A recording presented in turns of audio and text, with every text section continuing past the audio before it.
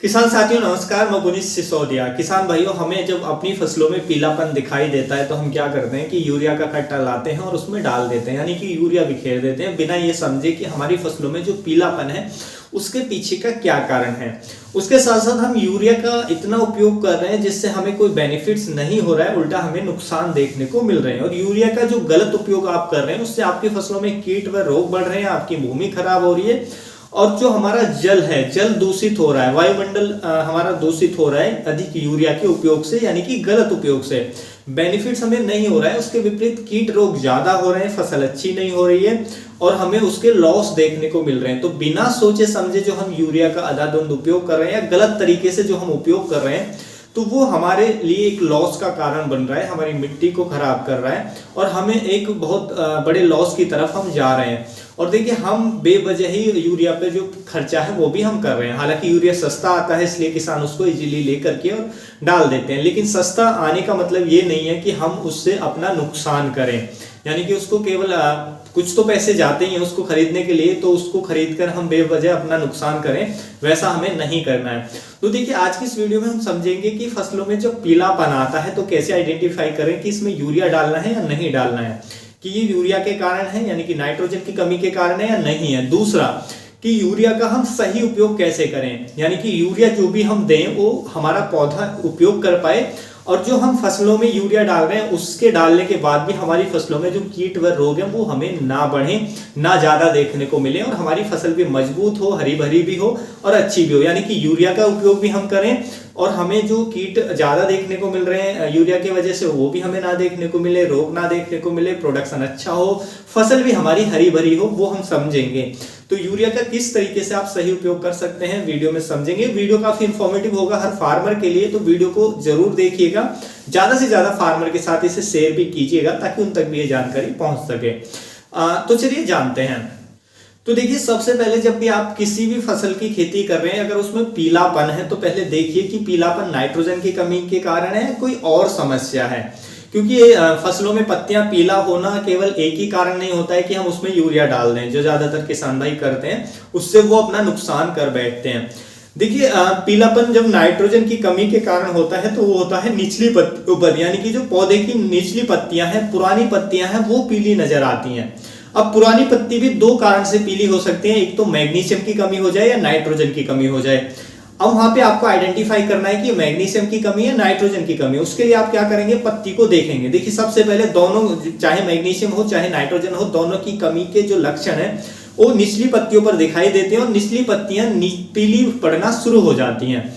अब देखिए, आप पत्तियों को ध्यान से देखें, यदि पत्तियों की जो वेन्स हैं, जो सिराएं हैं, वो ग्रीन है, वो हरी है और बाकी पत्ती पीली पड़ रही है, तो ये मैग्नीशियम की कमी के कारण है। फिर आपको मैग्नीशियम तत्व को पूरा करना है। मैग्नीशियम सल्फेट का आप स्प्रे कर सकते हैं या दे सकते हैं फसलों के अंदर, तो फिर मैग्नीशियम तत्व को आपको पूरा करना है। लेकिन यदि वेन्स भी पीली पड़ रही है और पूरी पत्ती ही पीली पड़ रही है वेन्स के साथ, सिराओं के साथ, तो फिर नाइट्रोजन की कमी है। तो इस तरीके से आइडेंटिफाई करना है कि हाँ, इसमें नाइट्रोजन की कमी है, नहीं है। लेकिन यदि उसके ऊपर की पत्तियां, यानी कि मिडिल लीफ, बीच की पत्तियां या ऊपर की नई पत्तियां पीली पड़ रही हैं, तो वो नाइट्रोजन की कमी बिल्कुल नहीं है। उसमें ऐसा ना करें कि आप लाके यूरिया डाल दें, ऐसा बिल्कुल ना करें। फिर वो जो कमी होती है, जो हमारे माइक्रोन्यूट्रिएंट्स होते हैं उनकी डिफिशियंसी होती है। तो कोई भी माइक्रोन्यूट्रिएंट्स लाएं, वो लाकर स्प्रे करें, क्योंकि स्प्रे से जो कमी है, डिफिशियंसी, वो तेजी से दूर होती है। तो या फिर आप सॉइल में भी डाल सकते हैं, कोई भी माइक्रोन्यूट्रिएंट ग्रेनुलर फर्टिलाइजर ला करके भी सॉइल में भी डाल सकते हैं। तो हमें फिर वो करना है। तो इस तरीके से हमें आइडेंटिफाई करना है कि ये किस कारण से है। यूरिया की कमी, नाइट्रोजन की कमी है तो निचली पत्तियां पीली पड़ेंगी और सिराई भी पीली पड़ जाएंगी, तो आप यूरिया डाल सकते हैं, अदरवाइज नहीं डालें। उसके साथ साथ देखिए, यूरिया का जो हम उपयोग कर रहे हैं, हम क्या काम करते हैं, एक एकड़ में दो कट्टे यूरिया डाल देते हैं। एक डाल दिया हमने वेजिटेटिव ग्रोथ में, फिर हमने दूसरा डाल दिया उसके कुछ दिन बाद, हम कई कट्टे यूरिया डाल रहे हैं, जिससे हम लॉस में जा रहे हैं। देखिए, यूरिया का जो अंधाधुंध हम उपयोग कर रहे हैं उससे बेनिफिट्स कुछ नहीं होता है। आप समझते हैं यूरिया डालेंगे फसल हरी भरी होगी, उत्पादन अच्छा मिलेगा। देखिए, यूरिया डालने से बेशक फसल हरी होगी लेकिन फसल तेजी से ग्रोथ करती है, उसकी जो स्टेम है वो सॉफ्ट रह जाती है, मुलायम रह जाती है। इससे एक तो आपकी फसल गिरेगी जल्दी, यानी कि हवा थोड़ी भी चलेगी तो आपकी फसल तेजी से गिरेगी अगर यूरिया आप ज्यादा डालते हैं, क्योंकि उसकी जो मजबूती है, स्ट्रांगनेस है, वो कहीं ना कहीं खत्म हो जाती है। उसके साथ साथ उस पर रोग बहुत ज्यादा अटैक करेंगे, कीट बहुत ज्यादा अटैक करेंगे, आपके स्प्रे के बावजूद भी जो रोग कीट है वो कंट्रोल नहीं होंगे। फिर आप कहेंगे कि ये कहाँ से आ रहे हैं, कीट व रोग इतने क्यों हो रहे हैं, क्या दवा हमारी काम नहीं कर रही है आप जो स्प्रे कर रहे हैं। तो उसके पीछे का कारण है यूरिया नाइट्रोजन का गलत उपयोग। दूसरा, जब नाइट्रोजन आप अंधाधुंध मात्रा में इस तरह डालते हैं, कई कई कट्टे सही ढंग से नहीं डालते हैं, तो उसमें क्या होता है कि नाइट्रोजन लीच होता है। मान लीजिए एक कट्टा 1 एकड़ में आपने एक बार में डाल दिया, अब उसमें क्या होगा कि नाइट्रोजन बहुत तेजी से घुलनशील होता है, वो पानी में जो यूरिया है 100% घुलनशील होता है, वो तेजी से पानी के अंदर घुलेगा। अब उस घुलने के बाद वो क्या होगा कि पौधे जितना ले पाते हैं उतना ले पाएंगे 3, 4, 5 दिन में, बाकी का जो नाइट्रोजन है वो क्या होगा, लीच हो जाएगा, यानी कि नीचे चला जाएगा पानी या वो वायुमंडल में उड़ जाएगा, एज ए गैस बनकर नाइट्रोजन गैस बन के वायुमंडल में उड़ेगा, कुछ लीच हो जाएगा।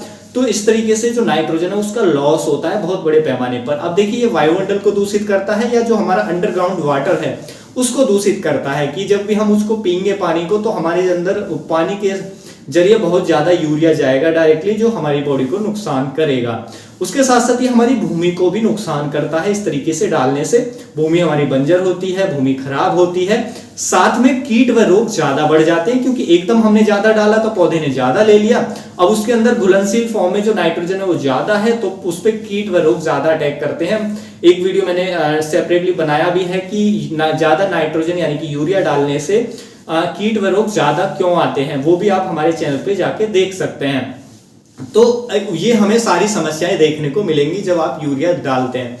देखिए यूरिया बिल्कुल दीजिए, यूरिया की रिक्वायरमेंट है वेजिटेटिव ग्रोथ में, लेकिन जितना हमें जरूरत है उतना ही देना है, ज्यादा नहीं देना है। आपको 2 काम करने हैं जिससे यदि आप इनको करते हैं तो एक तो कीट व रोग कम हो जाएंगे, दूसरा आप यूरिया जो डालेंगे उसका पूरा का पूरा पौधा उपयोग कर पाएगा, उसका एक तो लॉसेज नहीं होगा अंडरग्राउंड, यानी कि जमीन में जाकर जो पानी है हमारा उसको दूषित नहीं करेगा, दूसरा हमारी मिट्टी को ज्यादा खराब नहीं करेगा, और उसका लॉस एनवायरनमेंट में भी उतना ज्यादा नहीं होगा। तो आपको क्या करना है, एक तो जब भी यूरिया डालें हमारी भारी जो जमीन है उनमें जैसे हम पहले डालें, यानी पानी देने से पहले डालें, जैसे हमारी एरिया की मिट्टी है, दोमट मिट्टी है, तो उसमें पहले यूरिया डालें, उसके बाद पानी दें। यूरिया कितना डालें, तो ऐसा ना करें कि देखिए 45 केजी का कट्टा आता है उसको हम एक बार एकड़ में ना डालें, उसका आधा डालें, यानी कि 1 एकड़ में हमें 45 केजी ही यूज करना है, उससे ज्यादा यूज नहीं करना है एक फसल में। तो पहला डालें आप वेजिटेटिव ग्रोथ में, वो आती है हमारी बुआई के 25 से 30 दिन बाद या 35 दिन बाद जो वेजिटेटिव ग्रोथ है वो शुरू हो जाती है। तो पहला उसमें डालें, कितना डालना है, आधा कट्टा, यानी कि 45 का आधा कर दीजिए, 45 केजी का, उतना आपको एक बार में डालना है। जो बचा है उसको दोबारा में डालना है, यानी कि थोड़ा थोड़ा करके डालना है। आप इसको चाहे तो 3 बार में कर सकते हैं, लेकिन उसमें ज्यादा आपका टाइम लगेगा, ज्यादा मेहनत लगेगी, तो आप 2 बार में भी डालें तो भी उसकी जो, क्योंकि हम थोड़ा थोड़ा दे रहे हैं तो थोड़ा डाल रहे हैं तो पौधे उतना ज्यादा से ज्यादा उपयोग कर पाएंगे, तो लीचिंग कम हो जाएगी। लेकिन जब एक साथ जितना आप देते हैं तो ज्यादातर लीच हो जाता है, पौधे कम ले पाते हैं। तो इसको हम आधा आधा करके थोड़ा थोड़ा करके डालें, रिजल्ट आपको वही मिलेगा, यानी कि जितना एक कट्टे डालने पर मिल रहा है ना वही रिजल्ट मिलेगा। उल्टा आपके कीट व रोग कम हो जाएंगे, और आप जो अंडरग्राउंड वाटर जो हमारा दूषित हो रहा है वो हमारा नहीं होगा उतना ज्यादा, एनवायरनमेंट में जो नाइट्रोजन का लॉस है वो कम होगा। तो उसको 2 बार में दें या 3 बार में दें, यानी कि थोड़ा थोड़ा दें। 2 बार में भी आप देख सकते हैं, उससे ज्यादा एक एकड़ में एक ही कट्टा डालना है, लेकिन 2 बार में आपको वो डालना है जिससे उसका लॉस ना हो। दूसरा आपको ध्यान रखना है कि अपने खेत के अंदर जो पोटेशियम है उसकी उपलब्धता को बढ़ाना है, क्योंकि जब पोटेशियम की उपलब्धता हमारी मिट्टी के अंदर बढ़ जाती है तो ये क्या काम करता है कि जो नाइट्रोजन है, नाइट्रोजन को सॉल्युबल फॉर्म में प्लांट के अंदर नहीं रहने देता है। देखिए नाइट्रोजन का काम होता है प्रोटीन बनाना। पौधा क्या करेगा, नाइट्रोजन लेगा नाइट्रेट फॉर्म में जड़ों से, वो पत्तियों में पहुंचेगा, पत्तियों में जाकर के जो नाइट्रेट रिडक्टिव एंजाइम्स हैं उस नाइट्रेट फॉर्म में जो नाइट्रोजन है उसको बदल देंगे अमोनियम फॉर्म में। तो अमोनियम के फॉर्म में जब वो बदल जाएगी फिर वहां से उसका ग्लूटामिक एसिड बनता है, ग्लूटामिक एसिड से अमीनो एसिड्स बनता है, फिर उसका प्रोटीन फॉर्मेशन होता है। तो इस तरीके से जो नाइट्रोजन है वो प्रोटीन निर्माण में हेल्प करता है। लेकिन वहां पे जो जरूरत होती है किसकी, पोटेशियम की। जो नाइट्रेट रिडक्टिव एंजाइम्स हैं जो नाइट्रेट फॉर्म में जो नाइट्रोजन है उसको अमोनियम फॉर्म में कन्वर्ट करते हैं, तो वो करते हैं नाइट्रेट रिडक्टिव एंजाइम्स, और उसको एक्टिवेट होने के लिए जो नाइट्रेट रिडक्टिव एंजाइम्स है उनको एक्टिवेट होने के लिए जरूरत पड़ेगी पोटेशियम की। पोटेशियम नहीं होगा तो वो एक्टिवेट नहीं होंगे, तो जो नाइट्रोजन है वो नाइट्रेट फॉर्म में पत्तियों में पड़ी रहेगी। जब नाइट्रेट फॉर्म में जो नाइट्रोजन पत्तियों में पड़ी रहेगी तो हमारे जो कीट रोग ज्यादा अटैक करेंगे, क्योंकि उनको की जो सेल्स हैं, जो कीट या रोग हैं, उनकी जो कोशिकाएं हैं, उनकी डेवलपमेंट के लिए भी जो नाइट्रेट है वो यानी कि नाइट्रोजन है नाइट्रेट फॉर्म में उसकी रिक्वायरमेंट होती है, तो उसको सक करने के लिए ज्यादा अटैक करते हैं। तो इसलिए हमारी फसलों पर कीट व रोग बढ़ते हैं। तो इसलिए हमें पोटेशियम की अवेलेबिलिटी को भी बढ़ाना है हमारी भूमि के अंदर। देखिए हमारी भूमि के अंदर जो पोटेशियम है वो अच्छी मात्रा में पड़ा हुआ है, लेकिन वो अवेलेबल फॉर्म में नहीं है। तो उसके लिए आपको क्या करना है कि बुवाई के समय अपने खेत के अंदर या कि बेड प्रिपरेशन के समय या बुवाई के समय प्लांटेशन के टाइम जो हमारा पोटेशियम मोबिलाइजिंग बैक्टीरिया आते हैं उनको आप 2 लीटर के हिसाब से 1 एकड़ में आप उसको छोड़ना है। आप गोबर की खाद में मिक्स करके दे सकते हैं, पानी के साथ दे सकते हैं, ड्रिप के माध्यम से दे सकते हैं, जैसा भी आप देना चाहें उस तरीके से दे सकते हैं।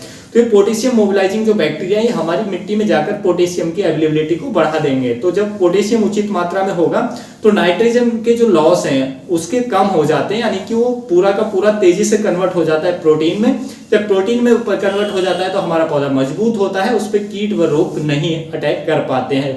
तो इसलिए आप जो पोटेशियम मोबिलाइजिंग बैक्टीरिया है उनका जरूर उपयोग करें। उसके बाद जो यूरिया का आप उपयोग कर रहे हैं उसका 2 बार में उपयोग करें, यानी कि आधा आधा दें और इकट्ठे से ज्यादा उपयोग ना करें। देखें फिर आपकी फसल भी अच्छी होगी, मजबूत होगी, प्रोडक्शन अच्छा होगा। कीट व रोग आपकी फसल के अंदर आप स्वयं देख सकते हैं कि कम हो जाएंगे, यानी कि कीट व रोग उतने ज्यादा देखने को नहीं मिलेंगे। तो उम्मीद है किसान भाइयों जो आज की जानकारी है आपको अच्छी लगी होगी। जानकारी अच्छी लगी तो वीडियो को लाइक कीजिएगा, ज्यादा से ज्यादा फार्मर के साथ इसे शेयर कीजिएगा ताकि उन तक भी जानकारी पहुंच सके। मिलूंगा मैं आपको एक और नई वीडियो में नई जानकारी के साथ, तब तक के लिए आप अपना ख्याल रखिएगा। धन्यवाद।